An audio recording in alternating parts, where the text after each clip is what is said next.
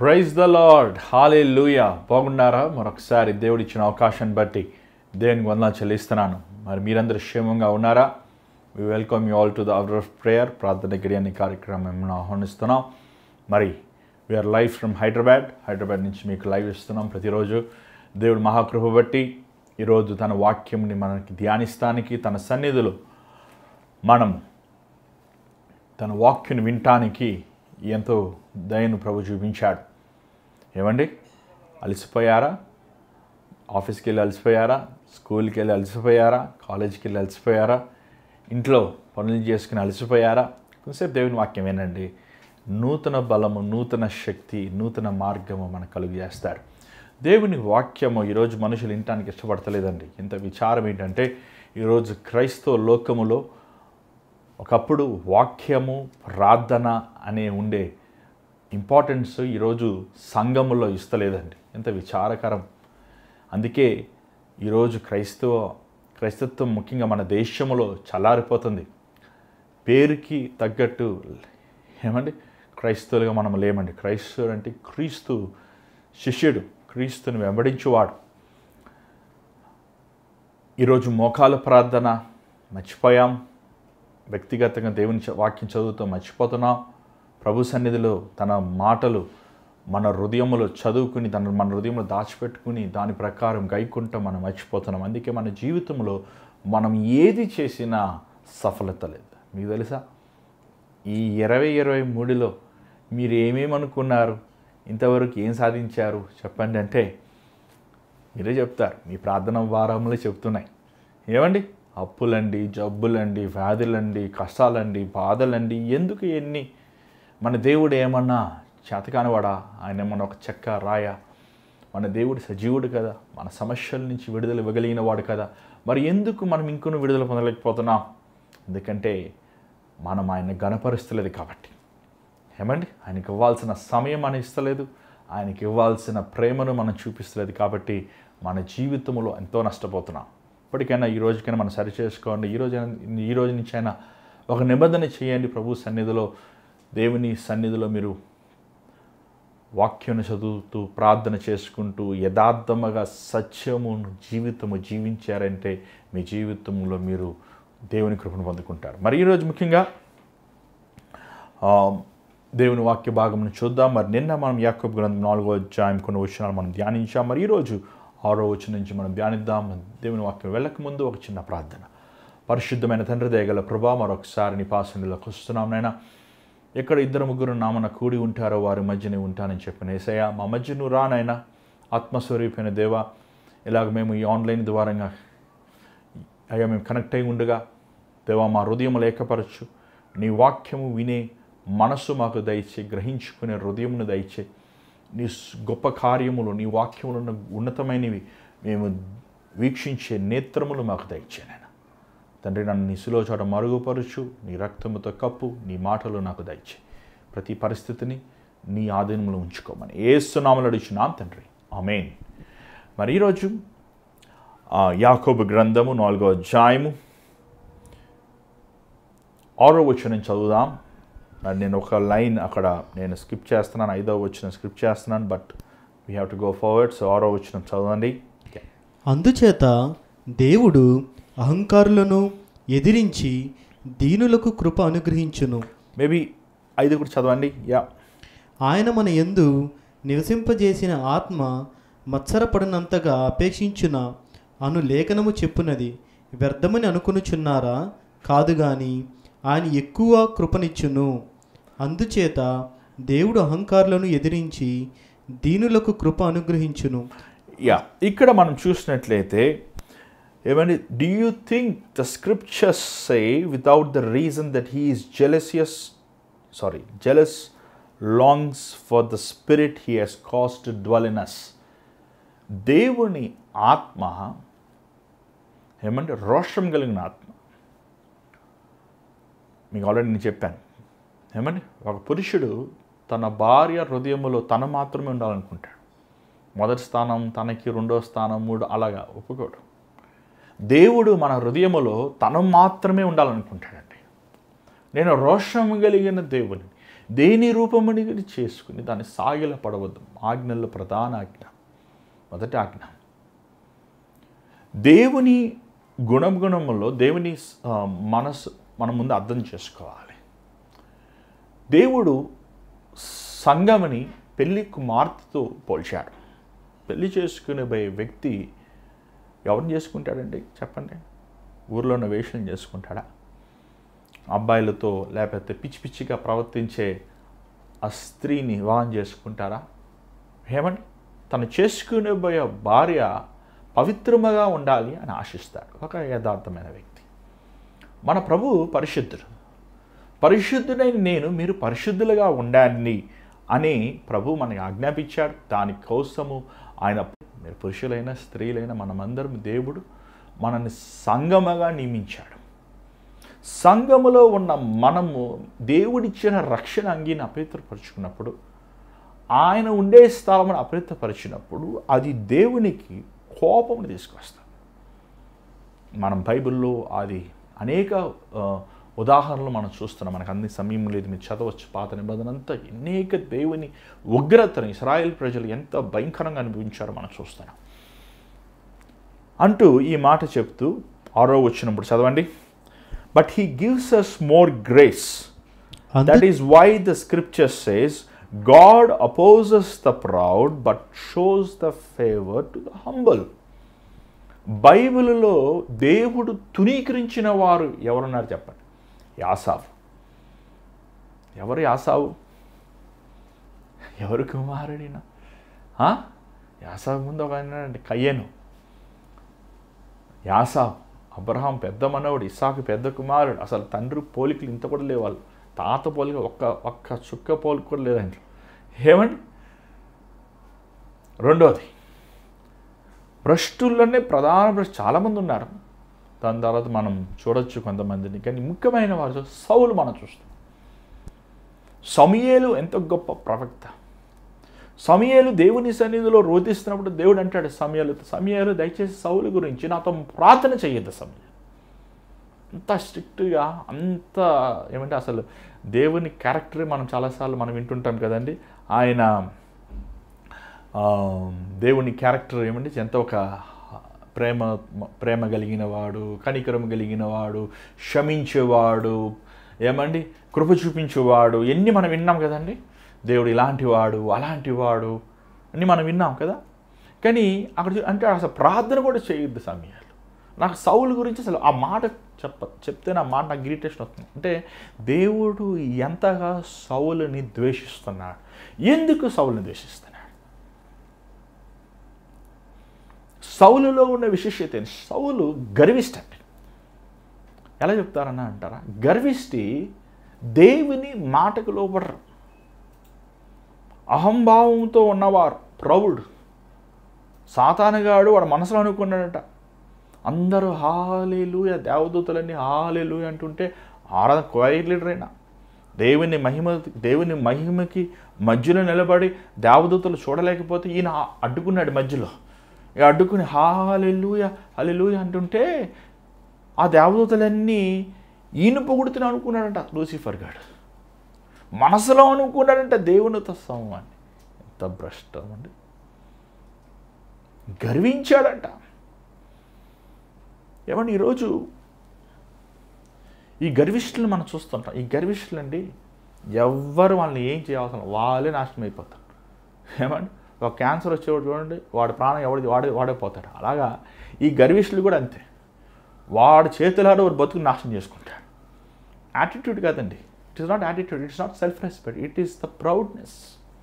ఈ గర్విష్టి ఎవడి మాట తీసుకోడు, దేవుని సేవకుడి మాట తీసుకోడు, దేవుని వాక్యమును తీసుకోడు, తల్లిదండ్రుల మాట తీసుకోడు, మంచి చెప్పినా తీసుకోడు. గర్విష్ఠులు ఉంటారు. ఈ గర్విష్ఠుల్ని దేవుని వాక్యం సెలవు. దేవుడు అంటే అపోజెస్ దెమ్. ఇంగ్లీష్లో ఏముంది? గాడ్. చదవండి 6వ వచనంలో. అందుచేత దేవుడు అహంకారులను ఎదిరిస్తారట. ఏంటి దేవుడు అందరిని ప్రేమిస్తాడు కదా, అందరిని ఎక్కడ ప్రేమిస్తాడు? అహంకారుల్ని, గర్విష్ఠుల్ని దేవుడు ఎదిరిస్తాడు. ఎందుకండి? ఎందుకు ఎదిరిస్తాడు చెప్పమంటారా? దేవుని మహిమను మనం ముట్టకూడదు. అది మాలాంటి బోధకులైనా, విశ్వాసులైనా, సంఘంలో ఎవరైనా సరే దేవుని మహిమను మనం ముట్టినప్పుడు, దేవుని మహిమతో మనం మాట్లాడినప్పుడు ఏమండి, చాలాసార్లు మేము మీటింగ్లకు వెళ్తుంటే, ఎన్నో పల్లెల్లో గ్రామాలకు వెళ్తుంటే పాపం కూడా అమాయకమైన ప్రజలు వారు మా పాదాలు పట్టుకుంటాం వస్తుంటారు. అయ్యా మా పాదాలు ఎందుకమ్మా పట్టుకుంటున్నాం? ఒక మీటింగ్ బాగా గుర్తుందని పెద్దోళ్ళు వారు వచ్చి పట్టుకుంటున్నారు. ఏంటండి పట్టుకుంటున్నారు? ఏంటి పాస్టర్ గారు? నా పక్కన పాస్టర్, అదేనండి మన ఊరిలో ఉంది కదా పెద్దవారు పాదం ఏమండి, నేను కూడా మనిషినే, మీలాంటి మనిషినే, నాకు మీలాంటి బలహీనతలు ఉన్నవాడనే, నేను కూడా బలహీనునే. ఈ గర్విష్ఠులు వాళ్ళు ఎప్పుడు ఏమనుకుంటారు? ఇతరుల కంటే ఉన్నతమైన వారుగా ఉన్నారు. సాతానుగాడు సృష్టించే ఒక మాయ. ఆ పరిచయులు, ఆ శాస్త్రులు ఎంత గర్విష్ఠులు! అసలు దేవుని వైపు, యేసు ప్రభు వైపు చేయి చూపించి ప్రశ్న వేసేంత గొప్పలా వీరు. ఏమంటే మాట్లాడితే మోషే, మాట్లాడితే అబ్రహాము, మాట్లాడితే యాకోబు అంటారు. అసలు వాళ్ళందరూ ఎవరయ్యా? వాళ్ళందరూ దేవుడు చూపించి, అసలు దేవుడు ఆమె కనికరం చూపించారు కాబట్టి వాళ్ళు గొప్ప వాళ్ళు అయ్యారు. ఆమె వాళ్ళ సంతతి అంటున్నారు. ఎంత హీనముగా యేసు ప్రభువును వారు చూచారు. ఏమంటే గర్విష్ఠులకి దేవుడు కృప చూపించారండి. గర్వముతో నిండిన వాడికి, అహంభావంతో ఉన్నవాడికి, వాడికి నిరంతరమైన నరకం. కృప అంటే ఈరోజు చాలామంది ఈ మాటని ఎంతో ఒక అబద్ధమైన విధముగా తీసుకుంటున్నారు.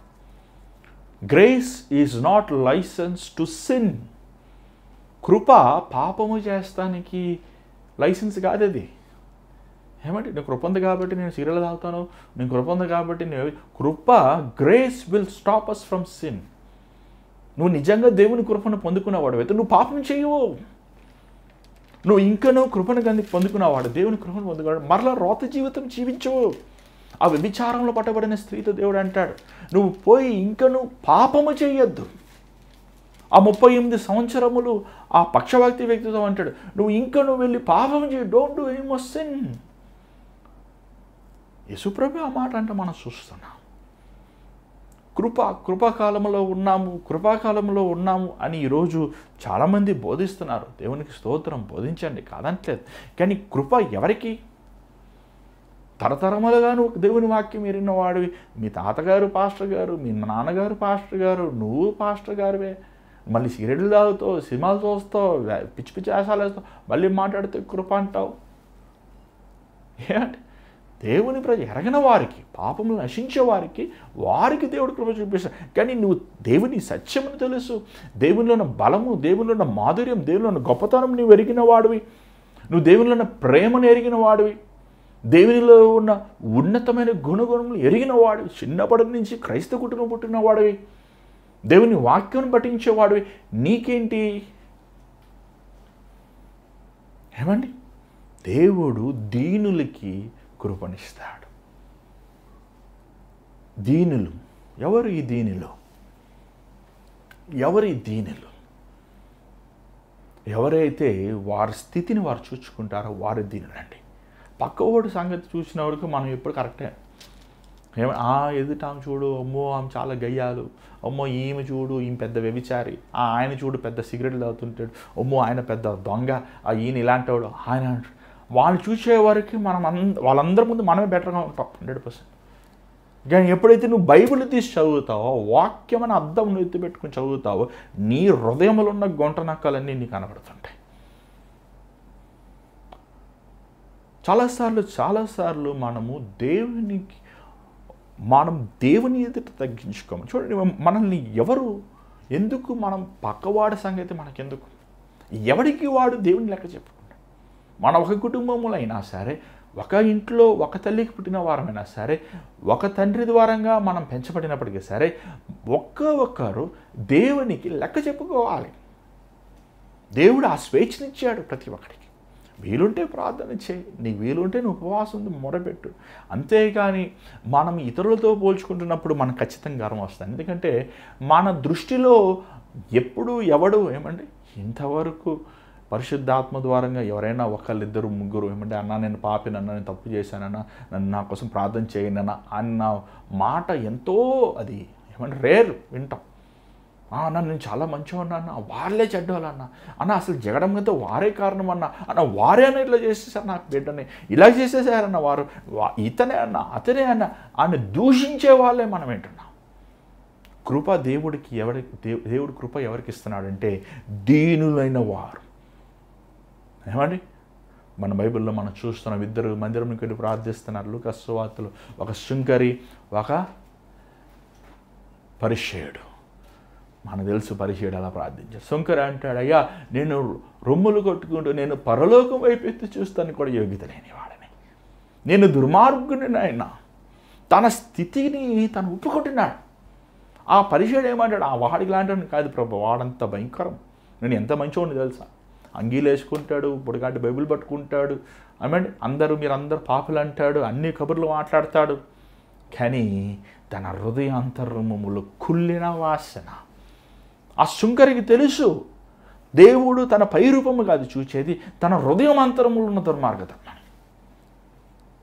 పరిచయుడికి తెలియంది ఏంటంటే దేవుడు తన హృదయములో ఉన్నవి కూడా తను చూస్తున్నాడని. ఎవరు మెరుగైన వాడు చెప్పండి? పొద్దున్న లేచి మందిరంలో కూర్చొని హల్లెలూయా హల్లెలూయా అంటాడు, మాట్లాడితే ఉపవాస ప్రార్థన అంటాడు, మాట్లాడితే నిలబడతాడు, కూర్చుంటాడు, అందరూ బాగున్నారు అంటాడు, ఇలా ఊపుతాడు, అంగీలు వేసుకుంటారు, ఎలాగెలాగంటారు.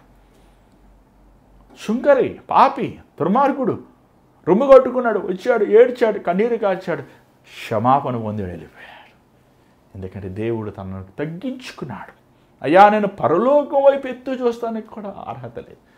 సింహాసనం పక్కన పెట్టు, నీ మొహం పక్కన పెట్టు, నీ మహిమను పక్కన, పరలోకం ఏమంటే మన ఆకాశం మనకు కనబడదు. ఆకాశం పైన మూడో ఆకాశంలో ప్రభు ఉంటాడు. అంటే ఆకాశం ఎత్తి చూస్తాను కూడా యోగ్యత లేదు ప్రభు, ఎంత దుర్మార్గుని నీచుని నాయన అని తన స్థితిని తను ఒప్పుకుంటున్నాడు. చూశాడా? దేవుడు అలాంటి వారిని కనికరిస్తాడు. నేనేం తప్పు చేశాను? ఏమండి, భార్యాభర్తలు గొడవ వేసుకున్నప్పుడు ఫస్ట్ క్వశ్చన్ నేనేం తప్పు చేశానన్నా? ఆమంటుంది అంటే నేనేం తప్పు చేశాను, ఇంకంతే. ఏమంటే వారి దృష్టిలో వారి తప్పుగానే కనబడదు. కొంతమంది తప్పు అయినా సరే ఇంత చిన్న తప్పు కదా, ఏమంటే మరి ఇంకొంతమంది పక్కవారి తప్పు చిన్న తప్పు అయినా పెద్ద తప్పుగా చూస్తుంది. అందుకే ఆ సంసారాలు కట్టబడవంటాయి. భార్యాభర్తలు ఒకరి తప్పులు ఒకరు క్షమించుకోకపోతే కుటుంబం ఎలా కట్టబడుద్ది? భార్యాభర్తలు ఒకరు పొరపాట్లు, ఒకరు బలహీనతలు ఒకరు కప్పుకోకపోతే ఆ కుటుంబం ఎలాగ స్థిరపడుతుంది? నీ కుటుంబంలో ఉన్న శోధన, నీ కుటుంబంలో ఉన్న నీ భర్త బలహీనతలు, నీ భార్య బలంతో ఊరంతలు చెప్పుకుంటే నీకని ఘనత వస్తుందా? ఏమంటే నిన్నే అవమానంగా మాట్లాడతారు, నిన్నే హీనంగా మాట్లాడతారు. ఈరోజు మనము తగ్గించుకునేవాడు, దేవుని ఎదురు తగ్గించుకునేవాడు మనుషుల ఎదురు తగ్గించుకుంటాడు. ఏమని నువ్వు ఒక ఎదుటి వ్యక్తిని గౌరవించి పిలవకపోతే ఏం ప్రయోజనం? ఏమంటే ఒకలా 4 ఉంగరాలు వేలికి ఉంగరాలు పెట్టుకుని ఒక పెద్ద వాహనాలు తిరిగితే అంటారు. అదే మనం ఎక్కడికన్నా బయట ఎరా ఒరే అంటారు. ఏమండి కొన్నిసార్లు సంఘాల్లో ఏమండి పిలిచేది రే ఒరే అంటుంటారు. అదేంటి అలా పిలుస్తారేంటి? సంఘముల్లో నీకంటే చిన్నవాడైనా పెద్దవాడైనా నువ్వు గౌరవంగా పిలవాలి. బ్రదర్ గారని పిలవండి, లేకపోతే అన్నాని పిలవండి, లేకపోతే బ్రదర్ అని పిలవండి, అక్క అని పిలవండి, ఏమిటి ఒక ప్రేమగా పిలవండి. ఒరే అంటారేంటి? మన అక్కడ ఒక పాస్టర్ గారు పక్కన ఉన్న బైబిల్ స్టూడెంట్ రే అంటున్నారు. నాకు చాలా బాధ వేసింది. ఏమంటే పాపం వాళ్ళు మొత్తం మానుకొని అన్ని కుటుంబాన్ని విడిచిపెట్టుకొని దేవుని సేవ వాళ్ళు ఊరే అంటామేంటి? మా నాన్నగారు ఎప్పుడు గమనించి చిన్న వాళ్ళ సూర ఏమన్నా అన్న అని పిలుస్తారు, బైబిల్ స్టూడెంట్స్ అన్న అని పిలుస్తారు. ఏమంటే మనకు అంత పెద్ద ఆయన పక్కవాని ఏమిటో అన్న అని పిలుస్తారు. ఆయన అన్న అని పిలుస్తున్నప్పుడు ఏమంటే డిఫాల్ట్గా మేమందరం కూడా ఏమన్నా అన్న అని పిలుస్తాం. అన్న అని పిలుస్తే మాత్రం నువ్వు చిన్నోడు అయిపోవు, నువ్వు గొప్పడు అవుతావు. ఏమంటే ఎదుటి వ్యక్తిని నువ్వు విలువగా ఘనముగా పిలిచినప్పుడు, నువ్వు ఘనముగా మనం ప్రేమించినప్పుడు, ఘనముగా మనము దేవుని ఎదుటి విలువగా ఇచ్చినప్పుడు నువ్వు దేవుని విలువ ఇచ్చినట్టే అవుతావు అని ఈ మాటలు అక్కడ మనం యాకోబు రాసిన మనం చూస్తున్నాం. 7వ వచనం దయచేసి చూడండి. కాబట్టి దేవునికి లోబడి ఉండుడి, అపవాదిని ఎదిరించుడి, అప్పుడు వాడు మీ యొద్ద నుండి పారిపోవును. దేవునికి మీరు లోబడండి, అపవాదిని ఎదిరించండి. మన అపవాది ఎదిరిస్తాం, ఓ సాతానా పో అంట. ఎక్కడ పోద్ది? పోదు. సాతానా పో ఏమండి చాలాసార్లు దయ్యాలు కూడా పోతాయి, మళ్ళీ వస్తాయి కొంతమందికి. ఎందుకయ్యా అన్న సాతాను వచ్చినప్పుడు పో సాతానా పోయిందన్న మరలా వస్తుందన్న, పోయిందన్న మరలా వస్తుందన్న. ఎందుకు వస్తుంది? నువ్వు దేవునికి లోబడతలేదు. నువ్వు దేవునికి లోబడకుండా సాతానా పోండి ఎక్కడ పోద్ది? ఏమంటే ఎక్కడికి పోడాడు. వాడు బాగా తెలుసు, నీ జీవితం ఏంటో తెలుసు, నీ రహస్య బ్రతికేంటో తెలుసు, నీ ఆలోచనలు ఏంటో తెలుసు, మొత్తం తెలుసు వాడికి. సాతానా పో అన్నప్పుడు ఎక్కడికి పోతాడు? నువ్వు దేవునికి లోబడు. Submit your selfs. సబ్మిట్ అంటే సబ్మిషన్, లోబడ. విదే 100%. నో తిరుగు. లోబడతాం అండి. అక్కడ లేసిన గీత అంటారు, వేసిన గీత దాటొద్దా అంటారు. విన్నారు పిల్లలు చెప్తారు, వేసిన గీత దాటితే అంత పడతారా అంటే ఏంటి? ఆ గీతే దేవుని వాక్యం మనకు గీత వేసి పెట్టింది. ఎంతవరకు ఉండాలో అంతవరకే మనం ఉండాలి. లోకస్తులతో ఏమైనా లోకస్తులతో విజోడుగా ఉండవద్దు. ఈ లోకములు దేనినైనా నువ్వు ప్రేమించవద్దు. ఇద్దరు ధనకి సిరికి దేవుడికి యజమానులుగా ఉండలేరు. ఏమంటే దెర్ ఇస్ ఎ వే. ఒక స్త్రీని మోహపు చూపు, ఒక స్త్రీని పురుషుడిని మోహపు చూపు చూస్తే ఈవెన్ తలంపుల వ్యభిచారం ఒక గీత వేసి పెట్టాడు దేవుడు. ఆ గీతను మనం దాటకూడదు. దాటమా దేవుని దృష్టిలో నువ్వు తప్పు చేసినట్లే.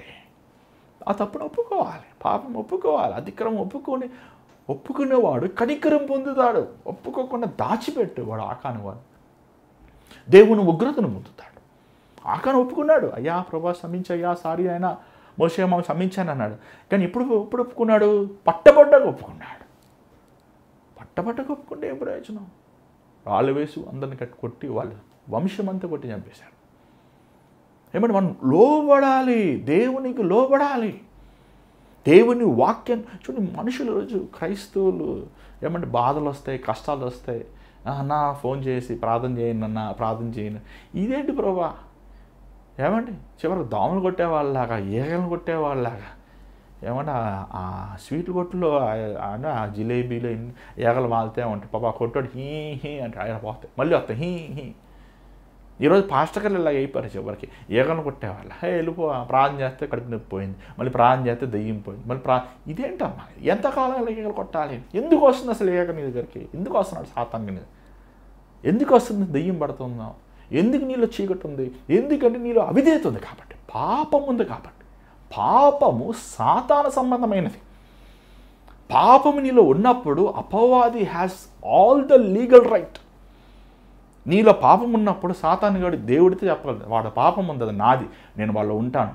ఏమంటే దేవుడు కూడా అలాంటి వారిని ఏమంటే పాపమును ప్రేమించి దానిని కొనసాగించేవారు దేవుడు కూడా ఏం చేయలేడండి. ఆబ్వియస్గా దేవుడు చాలా గొప్పవాడు, శక్తిమంతుడు. అందుకని నువ్వు ప్రేమించినప్పుడు పాపం తిరిగి నువ్వు మరలా పాపం చేస్తావు. అపవాది సంబంధమైన, అందుకే ఏమంటే మనం దేవునికి లోబడుతున్నప్పుడు అపవాది సంబంధమైనవన్నీ మనలో నుంచి వెళ్ళిపోతాయి. దేవుని వాక్యముని మనం లోబడుతున్నప్పుడు, దేవుని వాక్యములో ఉన్న మర్మములు, దేవుని వాక్యములో సత్యం, నువ్వు వాక్యం చదువుతున్నప్పుడు నిన్ను నువ్వు పవిత్రపరచబడతావు. నీలో ఉన్న అహంభావం, నీలో ఉన్న స్వార్థము, నీలో ఉన్న ధనాపేక్ష, నీలో ఉన్న డంబము, గర్వము, నీలో ఉన్న లోభము, నీలో ఉన్న వ్యభిచారము, నీలో ఉన్న శరీరిచ్చలు, నీలో ఉన్న తిండిబొత్తుతనము, నీలో రుద్రబొత్తుతనము, ప్రతి కార్యము నీలో ఉన్నవి పవిత్రపరచబడతాయి. నువ్వు కడగబడతావు, నువ్వు శుద్ధి చేయబడతావు. ఏమండి గమనిస్తున్నారా మీరు? నువ్వు దేవునికి లోబడినప్పుడు, దేవుని వాక్యానుసారంగా నీ జీవితం పవిత్రంగా ఉంచుకున్నప్పుడు, అప్పుడు నువ్వు అపవాది పోరా అంటే పోతుంది. అంతేకాని పోరా అంటే ఎక్కడ పోతాడు? నీ వెనకాల కూర్చుంటాడు. పోరా అని ఇంటి బయట ఉంటాడు, మళ్ళీ ఇంట్లో ఏసునామంలో పోతాను ఇంటి బయట ఉంటాడు. ఏసు రక్తంలో ఏమంటే మన ఒక దెయ్యం ఎలా పుడుతున్నావు అది కూడా అంటుంది ఏసు రక్తం. ఏమంటే నాకు చాలా ఆశ్చర్యం వేసేది. ఏసు రక్తం అంటే ఇంటి పాస్టర్ గారు నేర్పించేసేదానికి. పో ఏసు రక్తం జయం, ఏసు రక్తం జయం. ఏమండి నువ్వు దెయ్యం కదా ఏసు రక్తం అన్నాడు, నోర్మే అంటే నోరు మూసింది. ఈరోజు చాలామందికి అర్థం కావట్లేదు. పాపముతో తమాష చేసే వారికి అపవాది అనుచరులు వారి హృదయములో సింహాసనం వేసుకుని కూర్చుంటాడండి. అలాంటి వారికి విడుదల ఉండదు. అన్లెస్ అంటిల్ నువ్వు పశ్చాత్తాపడ, ఉపవాసం ఉండి దేవుని సన్నిధిలో కన్నీరు కార్చాలి. ఏమండి అందుకే 8వ వచనం చూడండి, ఆ మాట మనం చెప్తాం. చదవండి 8వ వచనం చదవండి. దేవుని యొద్దకు రండి, దేవుని ఎద్దుకు రండి, అప్పుడు ఆయన మీ యొద్దకు వచ్చును. ఏమంటే నువ్వు దేవుని నిలబడేవాడే ఉన్నప్పుడు నీ హృదయం కడగబడాలని ఆశ, దేవుని దగ్గరకు రా, దేవుని సన్నిధిలో రా. ఈరోజు ఆదివారం మందిరానికి వెళ్తాం ఇష్టం లేదు మనుషులకి, ఉపవాస ప్రార్థనకి వెళ్తాం, అడిగితే జాబు అంటున్నారు. ఏమైనా చచ్చిపోయాక నీ జాబ్ నేను పరలోకం తీసుకెళ్తుందా? ఏది శాశ్వతమైనవి, ఏది నిరంతరమైనవి, అదృశ్యమైనవి, నిరంతరమైనవి, ఏదని వ్యత్యాసం తెలియని వారుగా ఉన్నారు ఈ సంఘంలో. ఉపవాస ప్రార్థన అంటే గౌరవం లేదు, దేవుని మందిరం సమయం వెళ్ళేవారుగా లేదు, దేవునికి ఇచ్చే విషయంలో నమ్మకంగా లేరు, దేవుని గణపరిచే విషయంలో వారి సమయంతో విలువ నమ్మకంగా లేరు. ఏమని నువ్వు రావాలి, ఎలాగలుగుతావు దేవుని దగ్గరికి? మోకాల మీద కన్నీటితో, బెరిగిన హృదయముతో, స్తుతి కీర్తనలతో, యథార్థమైన ఉన్న స్థితితో ప్రభు సన్నిధిలో మోకరించి ఏడవాలి. ఈరోజు మనకు కావాల్సిన స్తుతికోటాలు కాదు, ఈరోజు మనకు కావాల్సిన పండగలు కాదు, ఈరోజు మనకు కావాల్సింది దేవుని సన్నిధిలో కన్నీటి ప్రార్థన. నీ కన్నీరే నిన్ను బాగు చేయగలుగుతుంది. ఏమన్నా నీ కన్నీరు దేవుని సన్నిధిలో ఏడ్చినప్పుడు ప్రభు ఆ కన్నీరుని చూసి నీ హృదయం కడుగుతాడు. కన్నీటి ప్రార్థన లేదు ఈరోజు సంఘముల్లో, ప్రార్థన లేదు. ప్రార్థన చేసుకుందామంటారు, చర్చిలో నోరు మూసుకుంటారండి. నాకు నిజంగా అర్థమే కాదు, చర్చిలోనే వీళ్ళు నోరు మూసుకుని ఉంటే ఇంట్లోకి వెళ్ళి ఏం ప్రార్థన చేస్తారండి వీళ్ళు? చర్చిలోనే ప్రభువా యేసయ్యా అని నోరు తెరిచి కనీసం ఆ 2 మాటలు కూడా అనలేకపోతే వీరు ఇంటి అంటే కళ్ళు మూసుకుని అంటే సాయంకాలం ఏం ఉండాలి? బయటికి ఏం చేయాలి? ధ్యానం అంట, మెడిటేషన్ అంట. ఇదే మెడిటేషన్ అండి ఇది. నోరు తెరిచి ప్రార్థన చేయలేని వ్యక్తి నువ్వు దేవుని ద్వారంగా ఎలా కృపను పొందుతావు? ప్రార్థన ఒక క్రైస్తవుడికి శ్వాస కదా. ఏమంటే మీరు ముక్కు పట్టుకొని నోరుకి బిగబెట్టుకొని ఒక 5 నిమిషాలు కూర్చోండి, చచ్చి ఊరుకుంటారు. ఈరోజు కొంతమంది ప్రార్థన చేసి కొన్ని సంవత్సరాలు అవుతుంది. అసలు దేవుని సన్నిధిలో మొరపెట్టి కొన్ని సంవత్సరాలు దేవుని సన్నిధిలో ప్రార్థన, మన దేవుని సన్నిధిలో ఉన్న రీతికి వెళ్ళిపోలేమండి. దేవుడి మిక్కిలి పరిశుద్ధుడు, మిక్కిలి పవిత్రుడు, మత్స్యగా అయిన పాపము కూడా ఆయనలో లేదు, యథార్థపరుడు. నీ స్థితిగతులను ఒప్పుకొని విడిచిపెట్టుకొని ప్రభు రక్తముతో నువ్వు కడగబడి మాత్రమే నువ్వు ప్రభు సన్నిధిలో ప్రవేశించగలవు.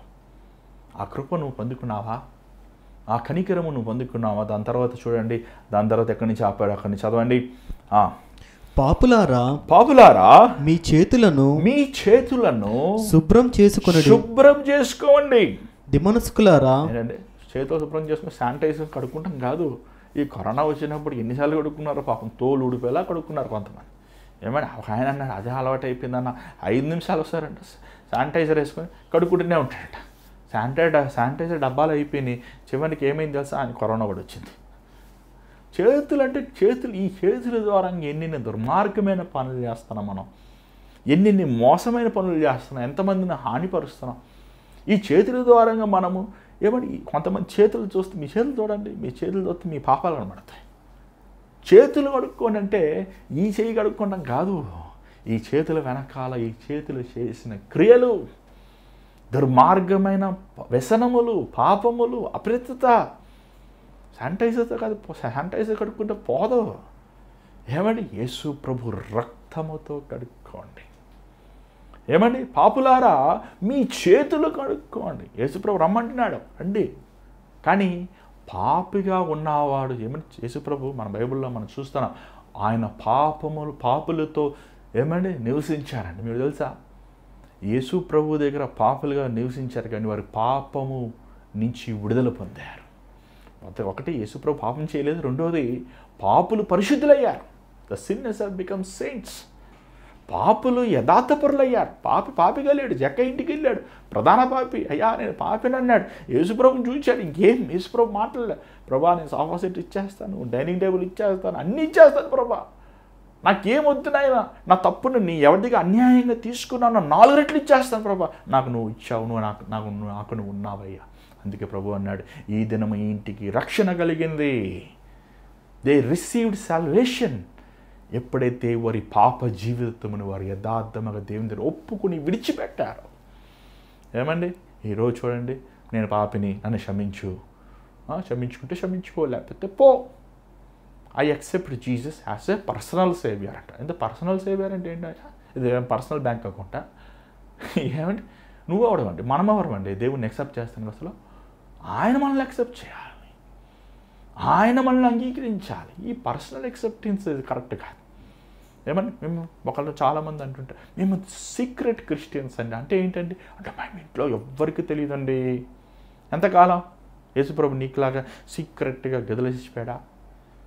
బహిరంగంగా చచ్చిపోయాడు కదా. ఎవడైనా నా ఎదుట ఏమంటే మనుషులు ఎదుట ఒప్పుకోవడం రేపు అలాంటి వారిని తండ్రి ఎదుట నేను వారి నిమిత్తం ఒప్పుకోను, లేకపోతే నేను వారిని విసర్జిస్తాను, సిగ్గుపడతాను అన్నాడు దేవుడు. దేవుడు నా రక్షకుడు అనటానికి ఏం తప్పు? సిగరెట్ తాగేవాడు సిగ్గులేదు. ఏమంటే ఇంట్లో భార్యను పెట్టుకుని 2 పిల్లలు పెట్టుకున్నాడికి సిగ్గు లేకుండా ఇంకొక అమ్మాయితో ఆశాలు వేస్తున్నాడు రోడ్లోనే. ఏమంటే గంజాయి కొట్టేవాడికి రోడ్డు సిగ్గులేదు, పిచ్చి పిచ్చి ఆశాలు వేసేవాళ్ళు సిగ్గులేదు. యేసుప్రభు నా దేవుడు అని రోడ్డు మీద చెప్తాను నీకెందుకు సిగ్గు? బహిరంగ చెప్తానికి ఏం తప్పేం పోతుంది? ఏం పోద్దంట? పోతే తలకే కదా, పోనేమండి. ఏమంటే దేవుడు మనతో ఒప్పుకుంటానికి ఎంత సిగ్గుపడుతుంది? ఎంతకాలం ఈ 2 విధాలుగా ఆలోచిస్తారు? ఎంతకాలం ఈ 2 విధాలుగా జీవిస్తారు? ఈరోజు చాలామంది జీవితం, చాలామంది బ్రతుకులు వెచ్చగానే ఉంటే అది చల్లగా నిలువెచ్చల స్థితిలో ఉన్న ఉమ్మి వేస్తానంట. చూడండి, అదే మాట మనం అక్కడ చూస్తున్నాం. దాని తర్వాత చదవండి. మీ చేతులు కడుక్కోండి. అక్కడి నుంచి చదవండి. దిమ్మనస్కులారా మీ హృదయములను పరిశుద్ధపరచుకోండి. మీ హృదయములను పరిశుద్ధపరచుకోండి. చర్చికి వెళ్తే ఏ చీర కట్టుకోవాలనేది పెద్ద హాట్ టాపిక్స్ అండి. ఏమంటే సండే చర్చికి వెళ్ళాక మధ్యాహ్నం ఏం బిర్యానీ తినాలి? Difficult question. ఈరోజు సంఘముల్లో విశ్వాసులు ఎందుకు వస్తున్నారండి? నాకు అర్థమే కావట్లేదు. ఆ పాస్టర్ గారేమో అసలు పాస్టర్ గారే ఉన్నాడు, ఎల్ఈడి వాక్యం చెప్తుంటే వీరు సెల్ ఫోన్లో గేమ్ ఆడుకుంటుంటే అసలు నాకు అర్థమే కావట్లేదండి. నాకు అర్థమే కావట్లేదు. ఇది ఏమైపోతుంది? సంఘం ఎంత భ్రష్టత్వంగా వెళ్ళిపోతుంది. అసలు కాపర్ లేడు అక్కడ. కాపర్ లేకుండా ఎల్ఈడి వాక్యం చెప్తుంటే ఏమండి వచ్చిన వారు దయచేసి మీ కానుకలు మాత్రం ఇవ్వండి మాకు చాలని చెప్తుంటే దీనికి దందానతానని తల్లాడించుకొని వెళ్ళే విశ్వాసులు ఏంటి? కూర్చునే సంఘస్థులు అసలు వీరందరూ బైబిల్ చదువుతారా? వాక్యం చదువుతారా? ప్రార్థన చేసుకుంటారా? ఏమండి మొన్న మా చర్చికి ఒకళ్ళు మానేశారు అన్న, మేము రావట్లేదని మేము ఇంకో చర్చికి వెళ్తున్నామని. దేవుని స్తోత్రం అయ్యాను. ఏం చేశాను ప్రభా? నాలో ఏదైనా తప్పు ఉందా అంటే ఏం లేదా. 4 వారాలు వస్తున్నప్పుడు అడిగి ఒకే ప్రశ్న, అయ్యా మీరు బాప్తిజం తీసుకున్నారా? అయ్యా మీరు ప్రభుని నమ్ముకున్నారా? అయ్యా ప్రభుని మీకు జీవితం నేను 4 వారాలు అడిగాను అని బాధ తట్టుకోలేకపోయాను. అని ఆ చర్చికి వెళ్తే అక్కడ ఎల్ఈడీలో వాక్యం చెప్తుంటారు అయ్యగారు, మేము సెల్ ఫోన్లో మేము గేమ్స్ ఆడుకుంటూ ఉండొచ్చు. వాళ్ళ భార్య చెప్పింది నాకు, ఏమండి తాగుతాడన్నా, ఫుల్గా తాగుతాడన్నా, అన్నీ అప్పులు చేసి పెట్టాడన్నా. ఏమంటే ఏంటి ఈరోజు జీవితం ఏమైపోతుంది? క్రైస్తవులో ఎక్కడికి వెళ్ళిపోతుంది? ఎంత ఈరోజు వెస్టర్న్ కంట్రీస్లో క్రైస్తత్వం తరిగిపోతున్న కారణం ఏంటి తెలుసా? ఇలాంటి బోధకుల వల్లే. నిజం చెప్పండి, ఒక కాపరి ఎంతమందిని జ్ఞాపకం ఉంచుకోగలడు? ఎంతమంది గృహాలకు వెళ్ళగలడు? ఒక 100 మంది అంటే పెద్ద నెంబర్. అసలు 100 మందిని క్రీస్తుగా సిద్ధపరచాలంటే అది చాలా పెద్ద కష్టం. అది ఈ రోజుల్లో మెగా చర్చెస్ అంటూ ఏమండి వీళ్ళు కూడా ఈ సంఘాలు ఒక వారం ఒక ఆయన అన్నాడు, మొదటి వారం ఈ సంఘానికి వెళ్తానన్నా, 2వ వారం ఈ సంఘానికి వెళ్తానన్నా, 3వ వారం ఈ సంఘానికి వెళ్తా, 4వ వారం ఈ సంఘానికి వెళ్తా, ఊళ్ళో కొత్త పాస్టర్ వచ్చాడు ఆ సంఘానికి వెళ్తానన్నా. ఏమండి మీ ఇంటిలో పక్కిళ్ళు బాగానే ఉంది కదా, కొత్త కట్టారు కదా, ఆ ఇంట్లో పోయి ఆనందించచ్చు కదా. మీ ఇల్లు పాడైపోయింది, చిన్న పాక, చెప్పండి ఎందుకు ఆ ఇంటికి వెళ్ళరు? మీ ఇంటికి వెళ్తే అలా వెళ్ళి చూడండి, తంతర పట్టుకొని. మీ ఇల్లు ఎలాగున్నా సరే మీనా ఎవరినో రోడ్లో పోయినా నాన్న అంటారా? అమ్మ అంటారు. ఎవర్రా నీ నాన్న అంటారు. అంతేనా? నీకని ఒక ఆత్మీయ తండ్రి ఉన్నాడా? నీకని నీ ఆత్మకి లెక్క చెప్పేవారు ఉన్నారా? నీకోసం ప్రార్థన చేసేవారు ఉన్నారా? నిన్ను పట్టించుకునేవారు ఉన్నారా? ఏమని వాళ్ళు ఏమంటారు తెలుసా? నాన్న తండ్రి వాడు తెలియని ఏమంటారు సార్? రే వాడు ఏమంటే వేషకు పుట్టినవాడు రా, వాడికి నాన్న లేడు రా, వాడికి నాన్న తెలియదు వాడికి. ఈరోజు చాలామందికి ఆత్మీయ నాన్న లేరు, ఒక ఆత్మీయ తండ్రి లేరండి. చాలా విచారంతో చెప్తున్నాను నేను. ఏమంటే ఇలాగా చాలామంది ఏం చేస్తారంటే ఒక సంఘములో ఉండాలి. దేవునిని ఏ సంఘంలో ఉంచారు? ఆ సంఘం ఎలాగ సార్? ఆ కాపర్ ఎలాంటి వాడని సార్? నిన్ను ప్రసవించి నిన్ను దేవుని నడిపించిన ఆ సంఘములో నువ్వు నాటబడి ఉండాలి. నీ ఆత్మకు ఒక జవాబుదారు ఉండాలి. ఏమంటే కష్టం వచ్చినప్పుడు, మనం బాధ వచ్చినప్పుడు ఊర్లో ఉన్న పాస్టర్లందరికీ వెళ్తున్నాం. నీకని ఒక తండ్రి ఉన్నాడా? ఏమంటే నీకు నీ జీవితంలో కష్టం వచ్చినప్పుడు ఎవరు చెప్తావు? మీ నాన్న చెప్తావా, లేదా ఊళ్ళో ఉన్నందరూ చెప్తావా? ఏమంటే నాన్న బతుకున్నా నాన్న చెప్తాం. నాన్న ఇది చేసినా చేయకపోయినా, నాన్న నా బాధ ఇది నాన్న అని చెప్పుకునే హక్కు బిడ్డకుంది. అలాగే నీ ఆత్మీయ తండ్రి ఎవరు? నిన్ను నడిపించేవాడు ఎవడు? నిన్ను బలపరిచేవాడు దుమనస్సు, చంచల బుద్ధి, తిరుగుబాటు స్వభావం. యెహోవా దేవుడు అంటారు, మళ్ళీ బయలుదేరితే అంటారు. ఏమండి మన్నాకు కురిపించినప్పుడు ఆహా హల్లెలూయా అని పాట పాడేది, అన్నం లేకపోతే ఏమో దేవుణ్ణి శపించేది. ఎంతకాలం? ఈరోజు క్రైస్తవులు ఉంటే వెచ్చగానే ఉంటే చల్లగా నిలువెచ్చగా అందుకుంటావు. పో, ఇష్టమైతే తాగు, తందాల చేయి, ఆశలే, పోయి చావు, నరకను పో. ఎందుకు మళ్ళీ ఇక్కడ నరకం, మళ్ళీ చచ్చాక నరకం? ఏమండి ఇక్కడ ఈ లోకం అంట పరలోకం కావాలంట, మళ్ళీ చచ్చిపోయాక మళ్ళీ పరలోకం కావాలంట. అదేలా కూతుతుంది? ఎవడైనా వెంబడించుకొని తను తాను ఉపేక్షించుకొని సిలువెత్తుకొని అనుదినం నడవాలి. క్రీస్తుని వెంబడిస్తాం బహు కష్టమైన పని. ఈ లోకంలో ఈ లోకం మిమ్మల్ని ద్వేషిస్తుంది, ఈ లోకం మిమ్మల్ని అసహించుకుంటుంది. ఏమండి ఎవడైనా తన తండ్రిని, తల్లిని, తన సహోదరిని తను నేను ద్వేషించకపోతే నాకు పాత్రుడు కాదు. End of the story. అంతే. అది self respect, self confidence, self esteem, ఆ సెల్ఫే తీసి పడేసాడేసా. దుమనస్సుతో ఉన్నారు మీరు, దుమనస్సుతో నడుస్తున్నారు, దుమనస్సుతో మీరు నన్ను ఆరాధిస్తున్నారు, దుమనస్సుతో నన్ను అట్లా దీని అన్నిటికీ ఒక ప్రశ్న. దేవా, నా ప్రార్థన చేస్తే ఎందుకు నా ప్రార్థన ఆలకించావు? నాకెందుకు జవాబు? ఏమండి ఏంటండి దేవుడు ఎందుకు ఆలకించలేదు? అర్థం కావట్లేదా మీకు? మీ పాపములే, మీ అతిక్రమములే, మీ దోషములే దేవునికి నీకు అడ్డుగా ఉన్నాయి. ఏం చేయాలంటారా? చూడండి, అక్కడ చదవండి, 9వ వచనం చదవండి. వ్యాకులపడుడి, దుఃఖపడుడి, ఏడువుడి, మీ నవ్వును దుఃఖమునకును మీ నవ్వు దుఃఖమునకును మీ ఆనందము చింతకును మార్చుకొనుడి. ఏం చేయాలి? ఏడవండి, ఏడవండి. గాయపరిచివాడాయన, గాయం కట్టువాడాయన, వెర్రగొట్టువాడాయన, ఆ ఇరిగిన ఎముకని కట్టువాడాయన మన ప్రభువే. ఆ శిష్యులందరూ వెళ్ళిపోయారు. ఎవరైనా ప్రభు అన్నాడు, అయ్యా మీరు నా శరీరం తినకపోతే, నా రక్తం మీరు నాకు పాత్రలు కావాలంటే వాళ్ళన్నా, ఇంత కఠినమైన బోధ అంటే మేము ఉండలేము, వెళ్ళిపోయారు. 12 మందే ఉన్నారు. యేసు ప్రభు అన్నాడు, ఏమయ్యా మీరు వెళ్ళిపోలేదా? మేము ఎక్కడికి వెళ్ళమంటావు తండ్రి? మీరు జీవపు మాటలు కలిగి ఉన్నావా? మేము ఎక్కడికి వెళ్తాం? ఎక్కడ మాకు ఎవడు దిక్కున్నాడు? ఎవడున్నాడండి? ఏమండి మన ఆఫీస్లో కంప్లైంట్ చేస్తున్నప్పుడు వాళ్ళ మేనేజర్ ఉంటాడు, ఆ మేనేజర్ సీనియర్ మేనేజర్ ఉంటాడు, ఆ సీనియర్ మేనేజర్ వీపీ ఉంటాడు, ఆ వీపీ CEO ఉంటాడు, మళ్ళీ దానిపైన ఫౌండర్ ఉంటాడు, ఎవరో ఒకరు ఉంటారు. కానీ దేవుడు ఆయనే కదా, ఆల్ఫా ఒమేగా ఆయనే కదా, సర్వము ఆయనే కదా. మనం ఎక్కడికి వెళ్ళి ఎవరి దగ్గర చెప్తాం? మన బాధ మనం ఆయన దగ్గరే చెప్పుకోవాలి, ఆయన దగ్గరికి వెళ్ళాలి, ఆయన దగ్గరే ఆడవాలి. నీ గాయములు కలిగినాయి అంటే నీ గాయములు మానుపోవాడు యేసు అక్కడే. కన్నీటితో, దుఃఖముతో, వేదనతో, బాధతో మన అతిక్రమములు, మన దోషములు, మన అపరాధములు మనం ఒప్పుకోవాలండి. ఈరోజు సంఘములో కృంగిపోయిన వారు ఎంతమంది ఉన్నారు తెలుసా అండి? బోల్డ్ మంది ఉన్నారు. కృంగిపోయిన వారికి ఆదివారం దేవుని శాఖలను చేసే మందు వేస్తుంటారు, మందు వేసేవాళ్ళు వస్తారు. కానీ ఇక్కడ ఆ గాయం మీద డెటాల్ వేసారనుకోండి, ఏమవుతుంది తెలుసా? భలే మండుతుంది. కానీ ఆ డెటాల్ వేస్తేనే నీకు వెంటనే మానుతుంది. అలాగా నీ గాయాలు మానాలంటే, ఆ గాయముల్లో ఉన్న ఇన్ఫెక్షన్ చావాలంటే నీకు వాక్యమైన మందు నీకు పడాలి. నీ హృదయము దేవుని రక్తముతో కడగబడాలి. నీ అపేత్తత, నీ దుర్మార్గతను బయటపడాలి. ఏమన్నా నాతాను ప్రవక్త దావీదు చేసిన దుర్మార్గమైన కార్యంని మొహమే చెప్పాడండి. నిజంగా నాకు I really appreciate that kind of man of God. ఈరోజు అలాంటి వారు లేరు. రాజండి దావీదు. ఆ దావీదు చేసిన పని ఎవరికి తెలియదు అసలు చెప్పాలంటే. అంత రహస్యం చేశాడండి అసలు. ఎంత రహస్యం చేశాడు. పనోడు భార్యతో పిలిపించుకున్నాడు, వ్యభిచారం చేశాడు, మళ్ళీ ఆయన భర్తను పిలిపించాడు, తన బిడ్డగా ట్రై చేశాడు, మళ్ళీ చంపించాడు, ఎన్ని చేసేసాడు అసలు ఎవరికి తెలియదు. కానీ దేవుని సేవకుడు నాతో వచ్చి మొహమ్మ చెప్తున్నప్పుడు ఏమండి దావీదులో ఉన్న ఒక మంచి గుణం ఏంటో తెలుసా?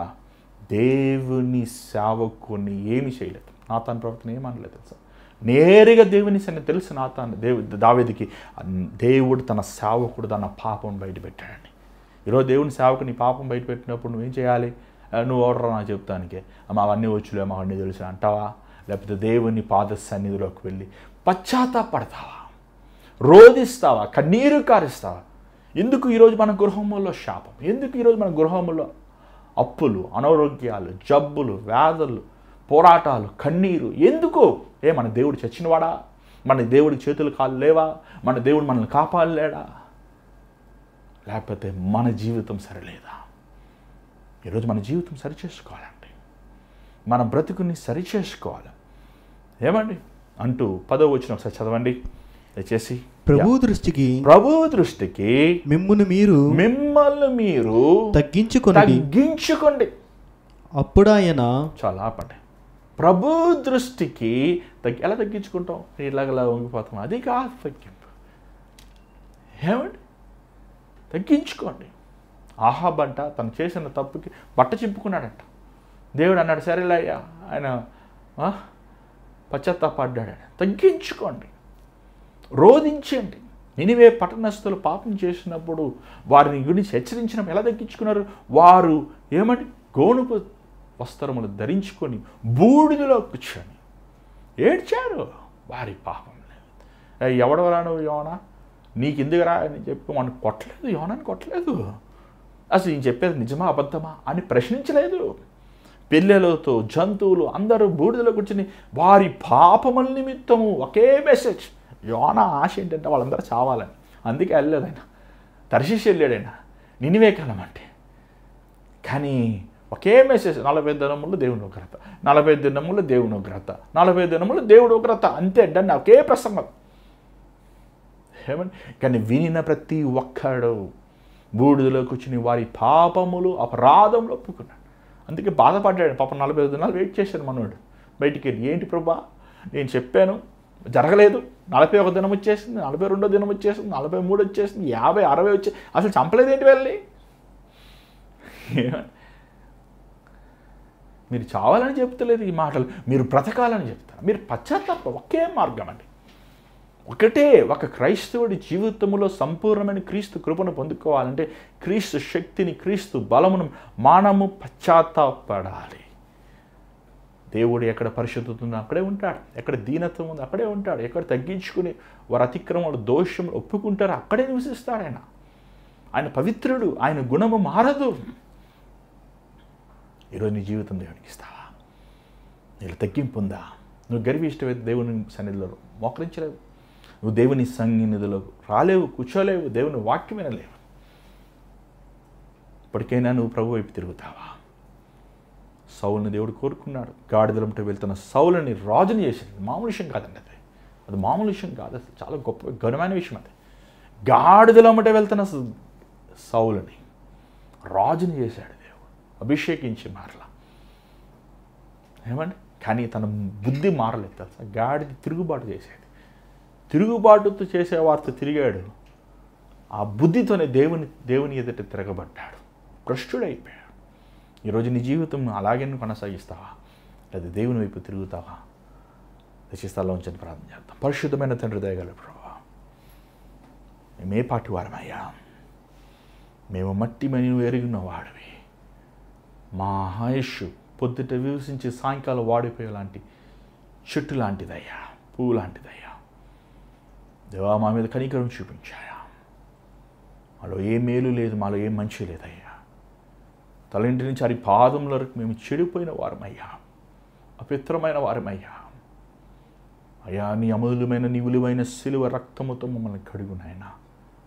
అయ్యా మా స్వభావం మేము మార్చుకోలేము నాయన, మా స్వభావం మేము మార్చలేము. అందుకే నీ వైపు చూస్తున్నాం అంటే మా స్వభావం మార్చు, మా పాప స్వభావాన్ని మార్చయ్యా.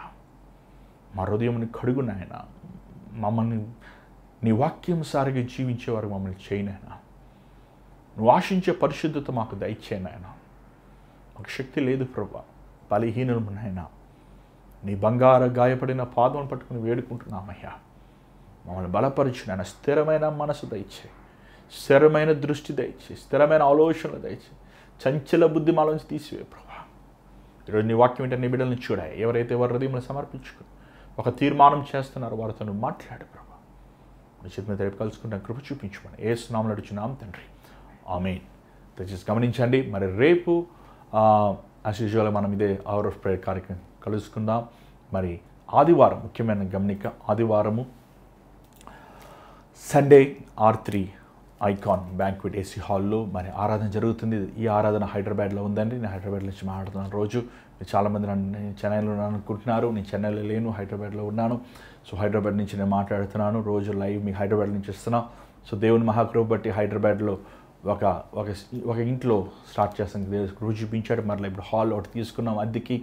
ఆ అద్దె హాల్లో ప్రతి ఆదివారము ఆరాధన జరుగుతుంది. దేవుడు సహాయం చేస్తున్నాడు. మరి మీరందరూ రండి. హైదరాబాద్ చుట్టుపక్కల ప్రాంతంలో మీరు ఉన్నవారు రండి. మీకు ఎవరైనా స్నేహితులు బంధువులు తెలిసిన వారైతే రమ్మనండి. ఆ రోజు మరి దేవుని కార్యమును, దేవుని శక్తిని మనం పొందుకోవచ్చు. మరి మీరు వ్యక్తిగతంగా కలవచ్చు, కలిసి ప్రార్థన చేయించుకోవచ్చు. మరి దేవుడు ఇచ్చే కృపను బట్టి, అవకాశాలు బట్టి మీరు సద్వినియోగపరచుకోండి. మరి అంత మాత్రం కాదు, గమనించండి, అదే హాలు మనం కొనసాగించాలని ఆశిస్తున్నాం. మరి ఆ విషయం మీరు ప్రార్థన చేయండి. ఎంతో భారంగా ఈ పరిచర్య వెళ్తుంది.